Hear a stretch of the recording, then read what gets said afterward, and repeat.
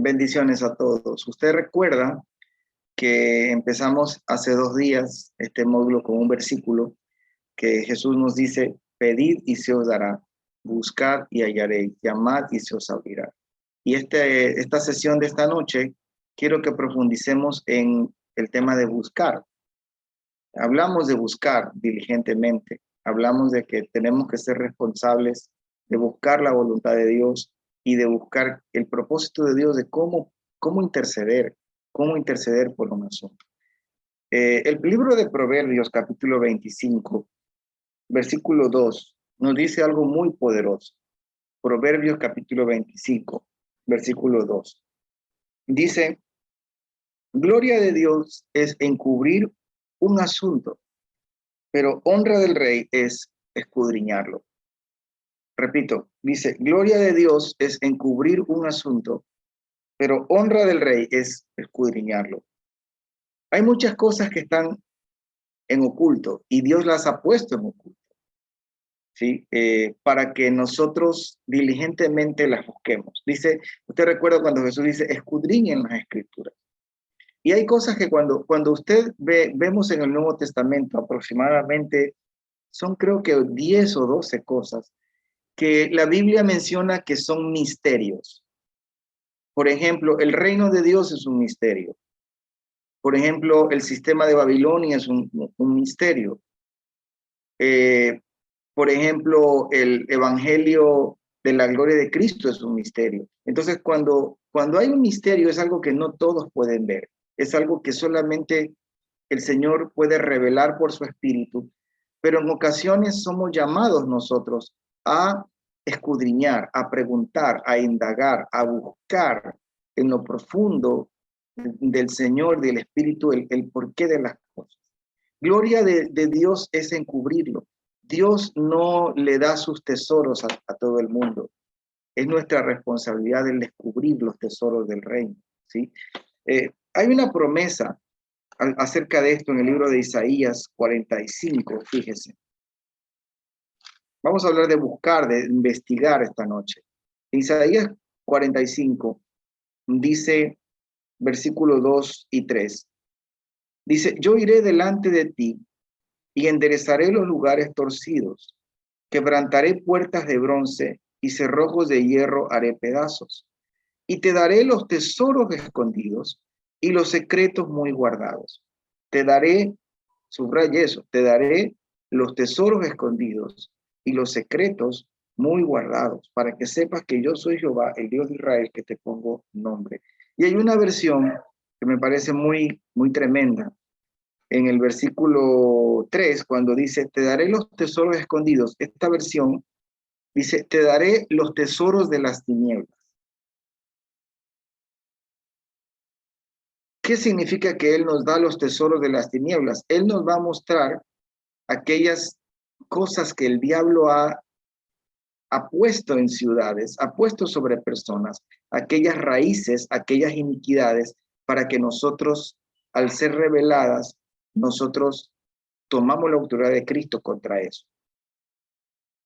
Entonces, es gloria de Dios encubrir un asunto, pero también es honra del rey, y recuerde que nosotros somos reyes y sacerdotes en Cristo, el escudriñar.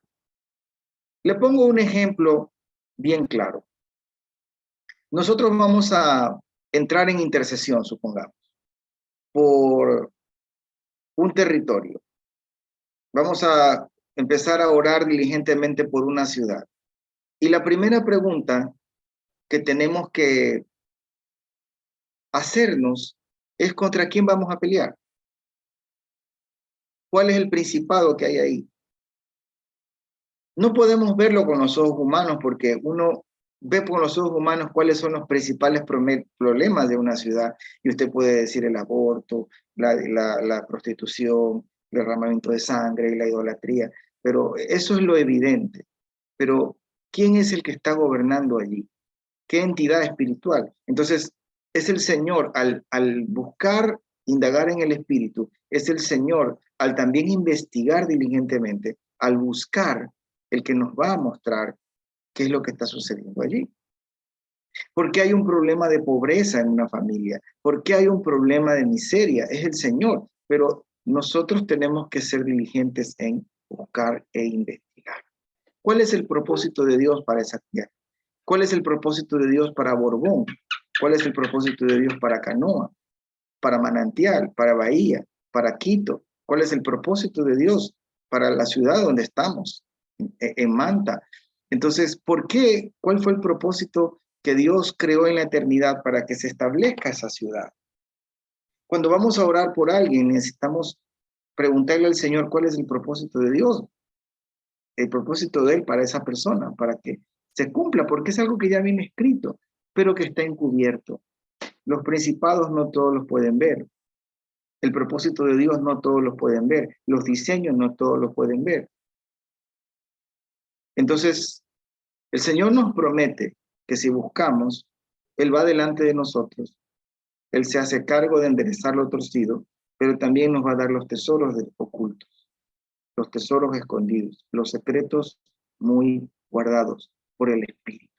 Por el Espíritu Santo, Él va a poner una convicción de que eso es, no por emoción, ni eso, sino que Él lo va a poner. Él lo va a poner. Él va a traer luz. Él va a traer paz. Y simplemente vamos a investigar la historia, vamos a ir para confirmar muchas veces cosas que ocurrieron en un territorio. ¿Ok?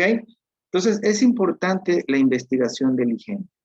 Ese es el tema de esta sesión, primera sesión, no sé si será una o dos, pero esta sesión de esta noche. Es importantísimo. No todos, como dije el primer día, no todos tienen el hambre de conocer el por qué suceden las cosas. Ni siquiera a veces somos diligentes en conocer el propósito de Dios para nuestra vida. Y nuestra vida pasa y pasa y no somos diligentes en investigar acerca de nuestro pasado, acerca de por qué nos pusieron el nombre que nos pusieron, acerca de cuáles fueron las palabras que Dios soltó a través de nuestros padres, a través de otros pastores, a través de las palabras proféticas, cuál es los dones, cuál es la vocación, cuál es el llamado, cuál es la carga que Dios ha puesto en nosotros. Eso tenemos que ser diligentes en investigar. Cuando tenemos toda esa serie de elementos, podemos orar con más entendimiento. Cuando el Señor, por ejemplo, nos revela, supongamos, el propósito de Francisco, el propósito de Juan, el propósito de Gira, el propósito de Natanael. Entonces, si ya es revelado el propósito, voy a orar por el cumplimiento de ese propósito. ¿No le parece ilógico empezar a orar por algo que Dios no ha determinado? Creo que lo más lógico es orar por aquello que Dios ya determinó en la eternidad, que puso en el espíritu de cada uno. Por eso hay que investigar, por eso hay que preguntar, por eso el Señor tiene que revelarnos propósito. Y así como nos revela el propósito de una ciudad, nos revela el propósito de una iglesia, nos revela el propósito de una persona, nos revela el propósito de un ministerio, etc. Cuando fuimos enviados por nuestra iglesia madre a empezar la iglesia en San Vicente, lo que llamamos proféticamente Manantial, no es al azar que uno elige ese nombre. Fue durante un año antes que, investigando en el espíritu, preguntando al Señor, haciendo guerra, en intercesiones, investigando el origen de por qué ese nombre de San Vicente, quién es ese santo y todos esos elementos, el Señor nos mostró que el diseño de la ciudad es en Cristo ser un manantial de aguas para la zona y ahora entendemos que para la nación también. Entonces, manantial no es una iglesia, manantial no es solo una ciudad o no es solo una iglesia, manantial es la misma persona de Cristo, que al ser formado en nosotros, ese diseño, esa porción de Cristo se forma en cada uno. Cuando abrimos Luz de las Naciones en Canoa, Le llamamos luz de las naciones por esa revelación que vino de Dios. Ese es el propósito. Gente de naciones llega allí. Y ahí siempre vamos a toparnos con un tema de luz. Porque ese lugar está destinado para ser justamente en Cristo luz de las naciones. Entonces Dios nos va enseñando, y con eso yo no digo que es la última palabra, ¿no? Dios le puede mostrar algo, pero el Espíritu Santo nos ha ido enseñando cómo orar cuando hablamos, como cuando oramos por Esmeraldas, por ejemplo. Llevamos otros 8 años trabajando con la provincia de Esmeraldas en un tema en particular, que es el tema de paternidad. Y el Señor nos ha ido direccionando que allí darle duro con ese tema, ¿sí? Que Esmeralda es una puerta, que es un lugar de hijos. Y los pastores que están allá, el pastor Alfonso, Gira, el pastores Nata y Virna, pastores Luis, Lisset, pastores que están aquí de Borbón también, y muchos saben que nosotros hemos trabajado muchísimo ese tema de paternidad porque entendemos que es crucial para la provincia y desde la provincia para la nación. Entonces el Espíritu nos va enseñando y va revelando cómo orar, y una vez que oramos también cómo establecer esos diseños en un lugar. Él nos va a dar los tesoros escondidos. Él nos va a decir qué hacer. Qué lindo. Quiero que vaya conmigo a Daniel. Vamos a ir a Daniel, capítulo 9.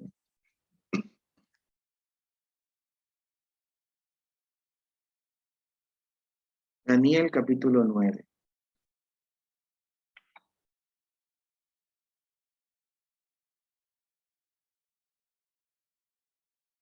Un ejemplo de investigación diligente.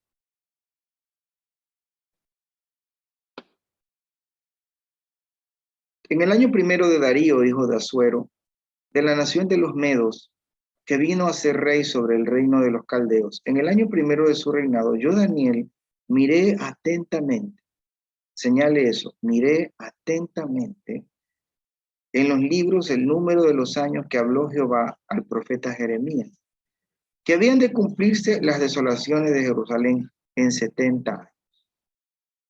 Jeremías investiga en los libros y se da cuenta de algo tremendo, que Dios ya había hablado que 70 años era el tiempo que iba a durar la desolación, que iba a durar el cautiverio en Babilonia. Y Daniel se da cuenta que el tiempo se ha cumplido. ¿Por qué se da cuenta? Porque investigó. Miré atentamente. Daniel se da cuenta y dice, wow.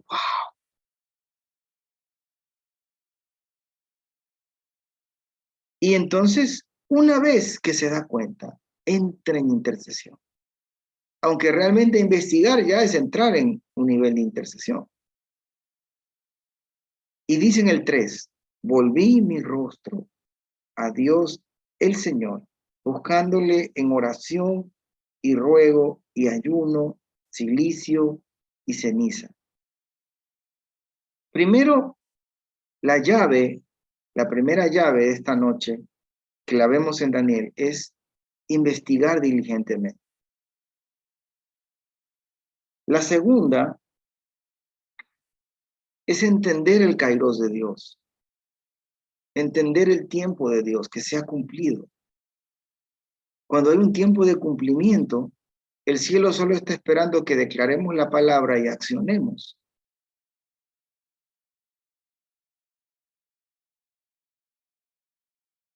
En tercer lugar, Daniel entra en oración, en ruego, en ayuno.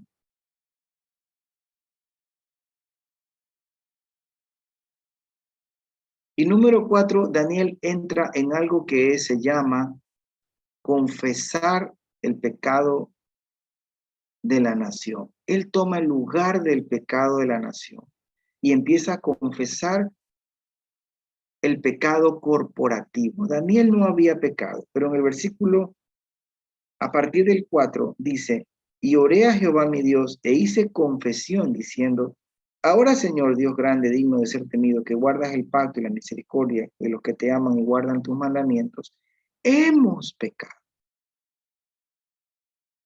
Él se incluye, hemos cometido iniquidad, hemos hecho impíamente, hemos sido rebeldes y nos hemos apartado de tus mandamientos y de tus ordenanzas.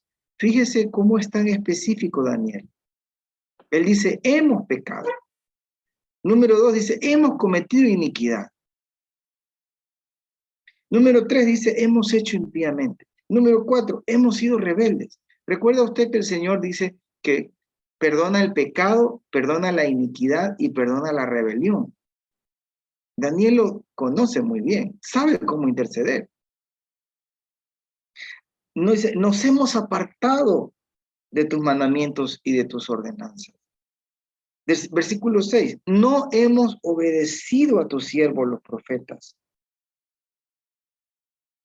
Él empieza confesando el pecado corporativo. Amado, usted quizás es el único creyente en su casa. Quizás usted es el primero que entiende esto, pero usted se puede poner en la brecha delante de Dios a decir, hemos cometido iniquidad. Mis antepasados, desde la 4ª generación, usted se incluye. Esa es la manera correcta de entrar. Esta es una llave. Porque la iniquidad hace que haya una separación entre nosotros y Dios. Entonces usted va a orar por Chone, usted va a orar por Piñas, usted va a orar por el Brasil, por Argentina, va a orar por su ciudad y va a decir, hemos pecado. Va a orar por Manta y decir, hemos pecado. ¿Qué es lo que nos da autoridad para esto? Por supuesto, ser hijos de Dios, pero también que usted es habitante de esa ciudad. Usted habita y usted nació ahí. Pero otra cosa tremenda que nos da autoridad es haber sembrado en una ciudad. Quizá usted no es de esa ciudad, pero usted ha sembrado tiempo, ha sembrado finanzas, ha servido en esa ciudad. Y eso le da llaves. Amado, ahora que vamos a España y usted está sembrando para España, porque no está sembrando para nosotros, usted no se da cuenta, pero usted está adquiriendo llaves para España, porque usted está sembrando. Es probable que sus hijos, sus nietos o alguien de su descendencia, el Señor lo mande de misionero para España en los siguientes años, porque usted está siendo parte de algo. Dar nos da llaves, nos da autoridad. El mundo espiritual nos reconoce.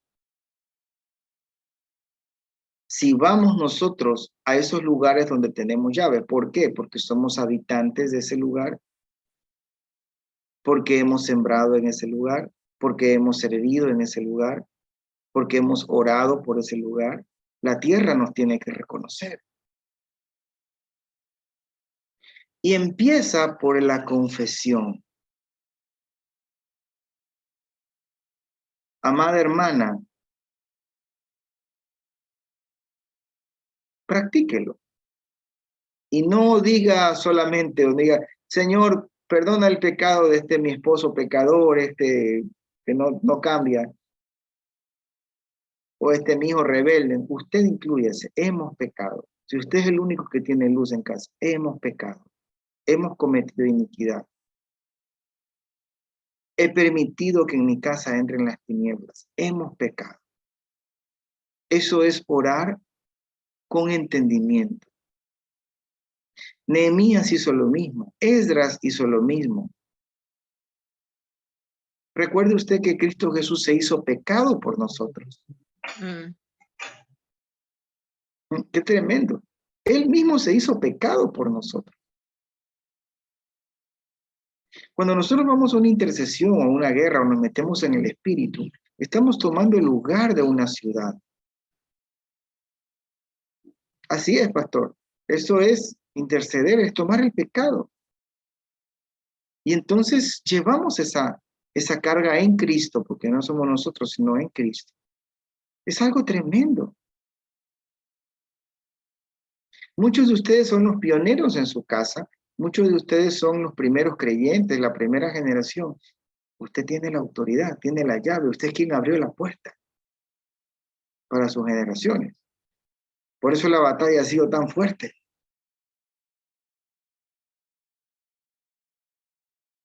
Entonces, hemos pecado. Inclúyase ahí Estados Unidos, Cuba, Venezuela, Brasil, Argentina. Hemos pecado. Hemos cometido iniquidad. Hemos cometido abortos. Hemos sido idólatras. Hemos caído en impureza sexual. Hemos sido mentirosos.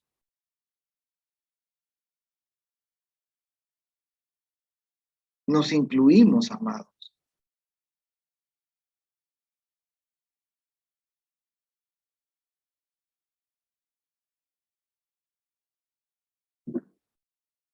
Aquí ya tenemos una llave que cuando nos damos cuenta del pecado corporativo, nos damos cuenta del pecado de una iglesia, de una ciudad, de una familia, nosotros nos incluimos y no caemos en el error de andar criticando a los gobernantes, hablando mal de los alcaldes, porque eso encierra los cielos. Cuide su boca.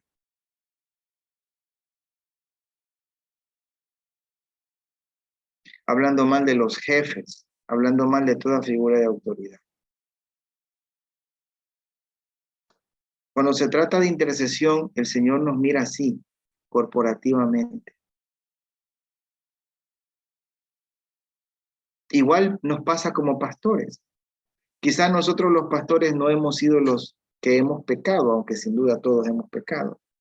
Pero venimos en intercesión delante de Dios y decimos, Señor, hemos pecado.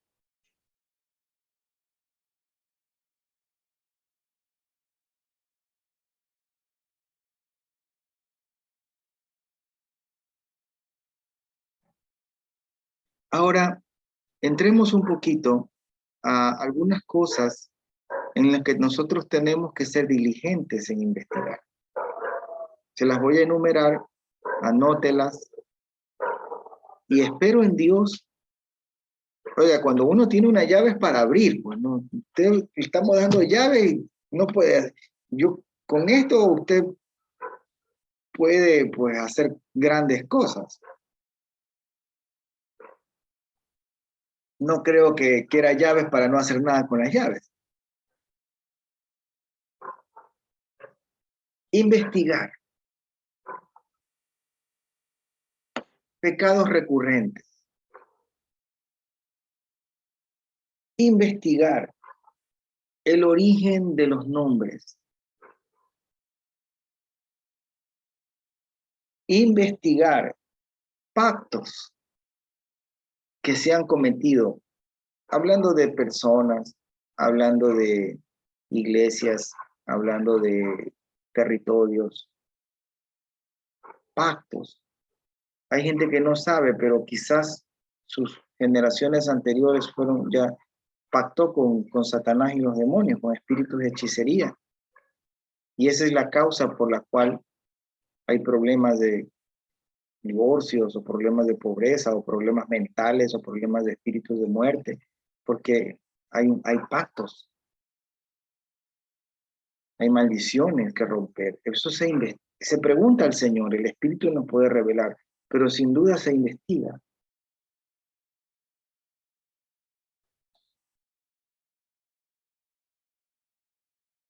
Hay que investigar la historia de los antepasados.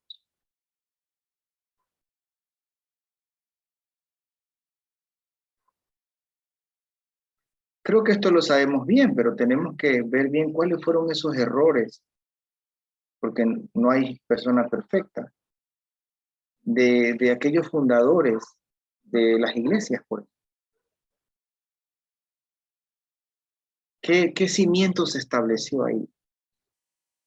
Yo no sé si usted sabía, eso nos enteramos recién hace no muchos años, que la iglesia evangélica en el Ecuador tuvo un cimiento erróneo. La iglesia evangélica del Ecuador fue fundada sobre un fundamento masónico. De hecho, yo no sabía eso. Fue en el año 2012, que fue el año donde se cumplieron los 100 años de la presencia evangélica en el Ecuador. Y el Señor nos llevó con mi papá, me acuerdo que nos fuimos con mi papá a Junín, que ahí donde se fundó la primera iglesia, ¿sí? Pero no tenía yo el dato de la fecha. Recuerdo que era noviembre y el Espíritu durante todo ese mes de noviembre me inquietaba de ir a Junín.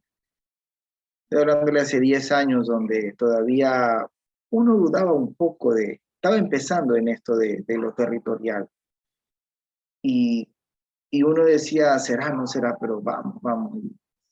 Si nos da permiso, oramos.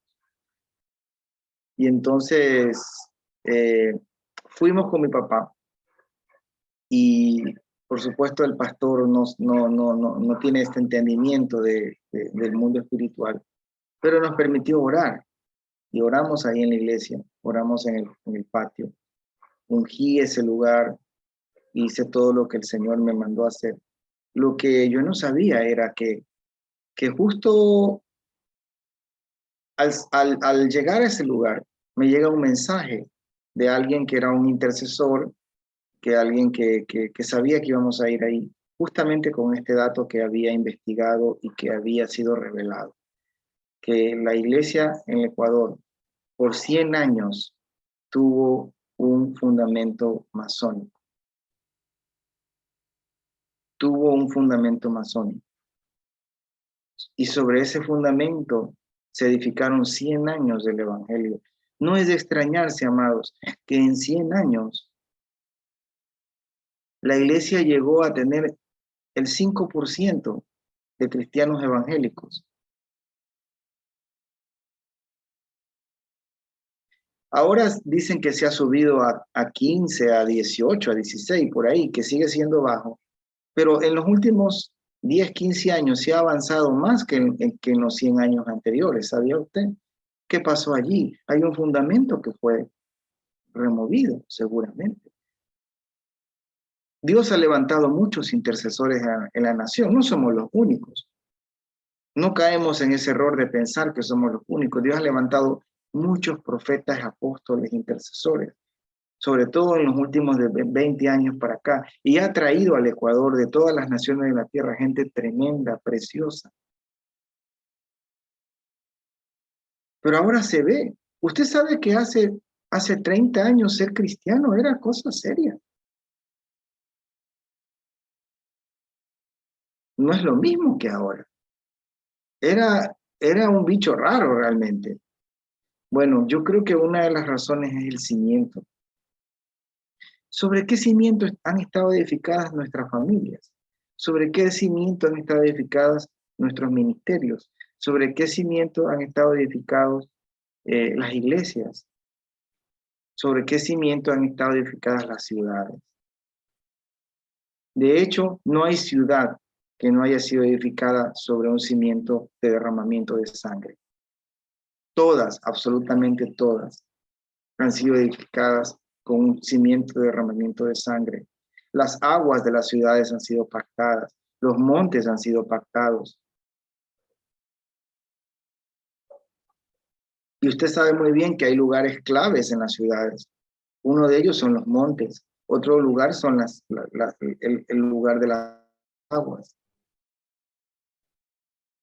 los ríos que los rodean, el mar que los rodea. Hay que investigar, hay que investigar. Recuerdo hace algunos años, y creo que en esa intercesión estuvo, no sé si estuvo Queta, me acuerdo que estuvo Juan Alfonso.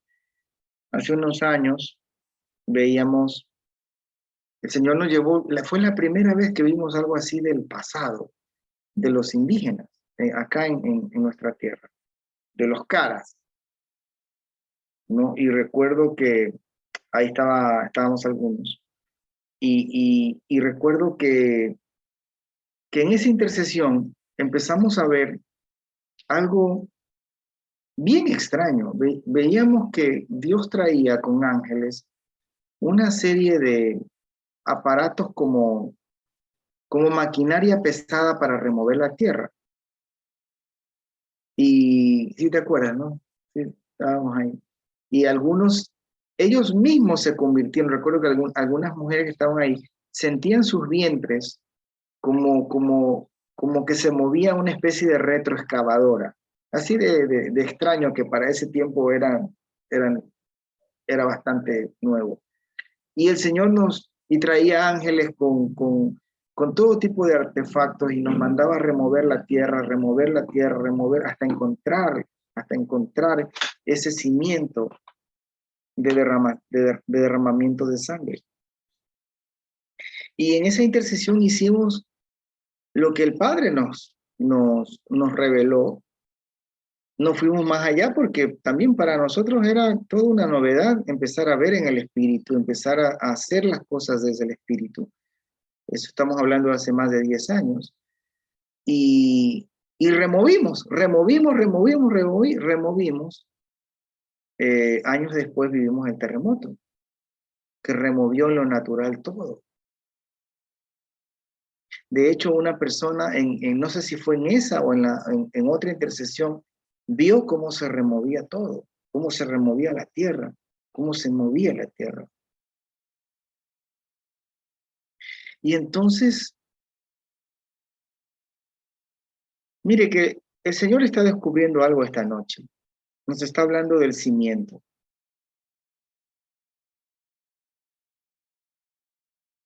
Nos está hablando del cimiento.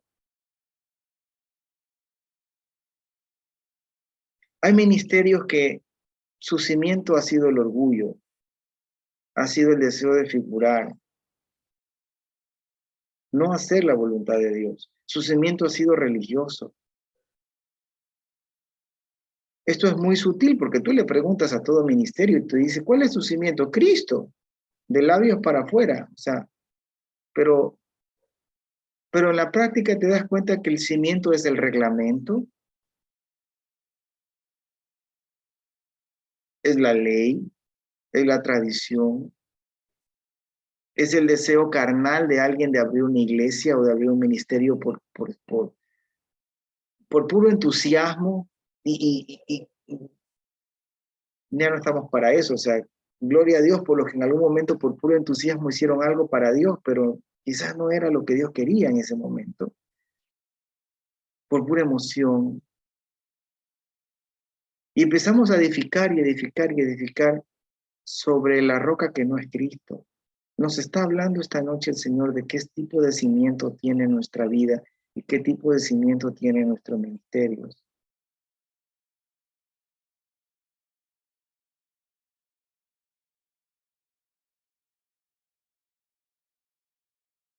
Es terrible cuando hemos visto ministerios donde los pastores han dejado un trauma, donde los pastores cayeron en adulterio, se fueron robando el dinero, donde la iglesia se dividió, donde el pastor cometió y deja un trauma en esa iglesia, que por supuesto Dios puede sanarlo, pero, pero la iglesia como cuerpo no se atreve a sanar esa herida, no se atreve a llevarla a la cruz. Las ciudades tienen traumas, las iglesias tienen traumas, las personas tienen traumas.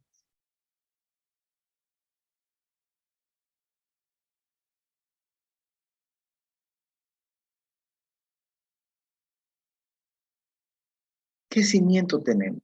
Aquí entramos a otra cosa que hay que investigar, eventos traumáticos, injusticias, traiciones, violaciones, muertes traumáticas.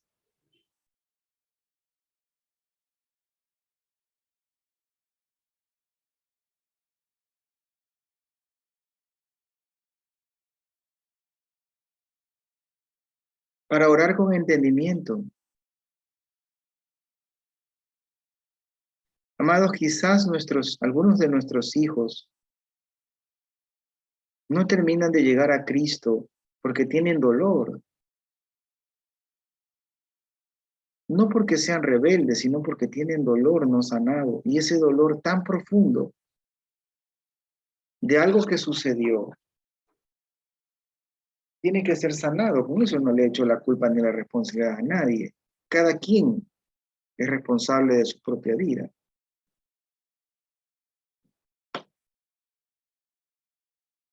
Pero hay que investigar para saber cómo sanar en el espíritu eso.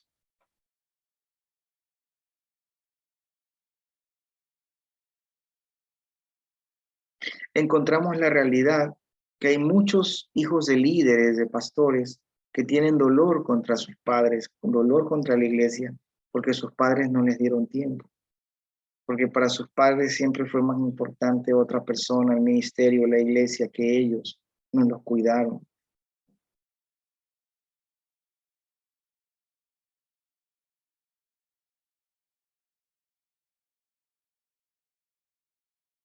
Tenemos el dolor de una ciudad que quizás fue abandonada,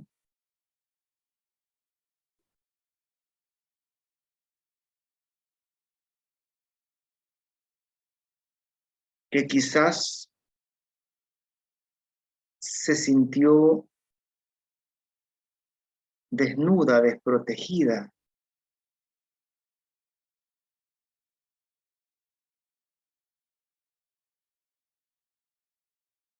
Después de la pandemia, yo entré, bueno, durante la pandemia, obviamente, como todos nosotros, entramos en una serie de preguntas al Señor, de cuestionamientos. Un día el Señor me llevó a Manantial, todavía estábamos en medio encierro, porque recuerdo que estaba muy desierto todo y ese día podía salir con el carro. Y el Señor me inquietó de ir a la playa otra vez, hemos ido muchas veces, y a caminar y llevar aceite. Y me empezó a hablar del dolor de la tierra. Y ese día entendí que el ángel de la ciudad tenía un trauma, tenía una orfandad muy fuerte. Y me llevó el Señor a no solo ungir la tierra y hablarle a la tierra, porque tú le hablas a una ciudad como si le hablaras a una persona. Eso vamos a ver, espero que mañana, o si no, después. Cómo el Señor le manda a los profetas, algunas veces le dice, háblale a los moradores de la ciudad. Eso es a las personas. Pero cuando Dios nos dice, o le dice al profeta, háblale a Judá, le está hablando a la ciudad. Súbete a un monte y habla a la ciudad como si fuera una persona. Háblale al ángel de la ciudad. Y ese día el Señor me instruyó de ir a poner aceite allí en la arena del mar, a sanar heridas, a pedir perdón como iglesia. Y bueno, todo lo que el Espíritu en ese momento muestra. Porque no solamente es ir a hacer la guerra, hay ocasiones donde hay que sanar la tierra. Hay que sanar la tierra.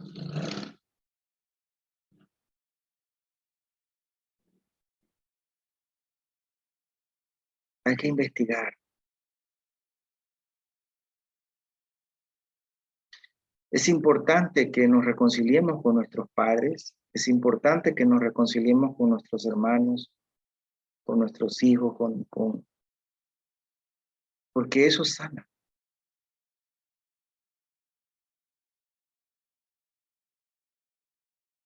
Recuerdo que el Señor le instruyó a mis padres durante la pandemia a llevar canastas a todos los pastores de la ciudad, canastas de alimentos. Y fue hermoso, porque no solo era una instrucción del Señor, sino era una manera de sanar la tierra también. La mayoría de iglesias se quedaron con graves problemas económicos. Los pastores no tenían su sustento, porque no había reuniones, las iglesias, etc. Por la gracia de Dios, porque Dios fue tan fiel, no nos dejó, nunca faltó para la iglesia en Bahía y para la iglesia en Manantial.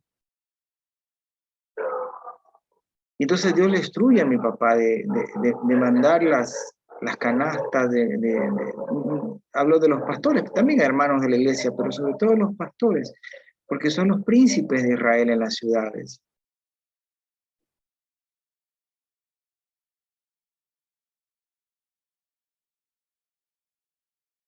Y eso sana la tierra.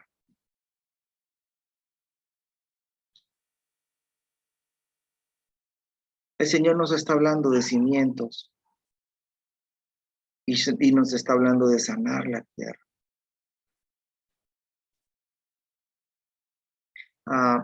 ¿Recuerda usted cuando dice el famoso versículo de Segunda de Crónicas 7:14?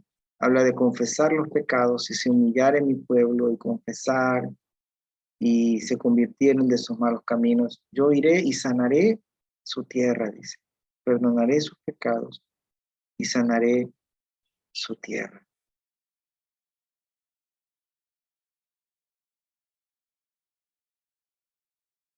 Pregunta para investigar. ¿Sanarla de qué? Porque cada territorio, cada iglesia, cada persona tiene una historia diferente. ¿Sanarla de qué?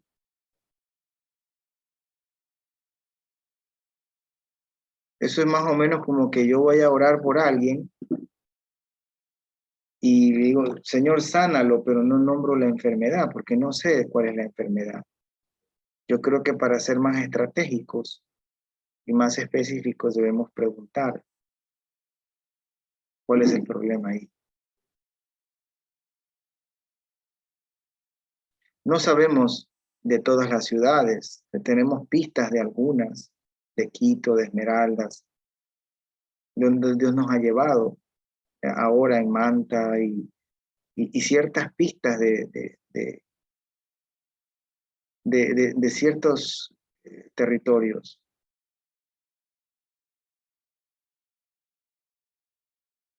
Llevamos sanidad, llevamos sanidad. Somos agentes de sanidad.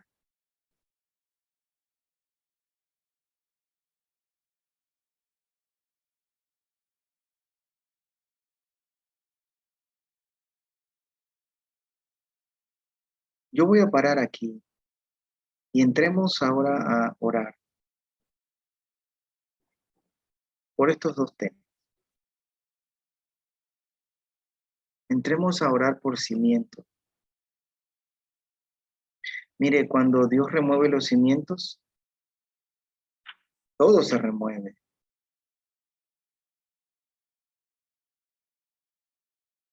Todo sale a la luz en la familia, todo sale a la luz. Es difícil, no es fácil. Hay remociones en la casa, remociones en la iglesia, remociones en la ciudad. No digo, no estoy hablando solo de cuando tiembla la tierra, sino estoy hablando de cosas que salen a la luz, que uno dice, wow, que está feo esto, pero es reino. Dios está removiendo cosas. Él está buscando que el cimiento sea Cristo. La piedra sea Cristo, la piedra angular sea Cristo.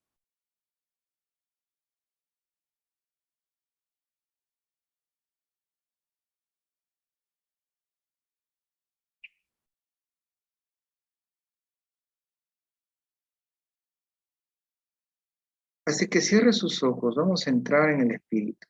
Y si alguno de ustedes sabe que tiene que orar por esto, que se remuevan cimientos, allá en La Concordia, allá en Borbón, allá en Esmeraldas, donde usted está o en su vida, que se establezca el cimiento correcto que verdaderamente es Cristo.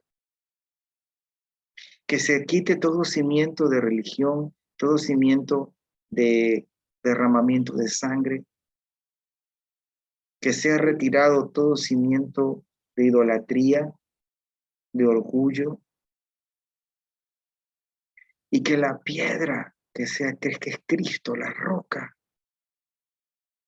sea establecida. Si usted está recibiendo palabras sobre esto, simplemente levánteme la mano y yo le doy paso y, y habilite su micrófono. Cierre sus ojos y empecemos a interceder, empecemos a orar.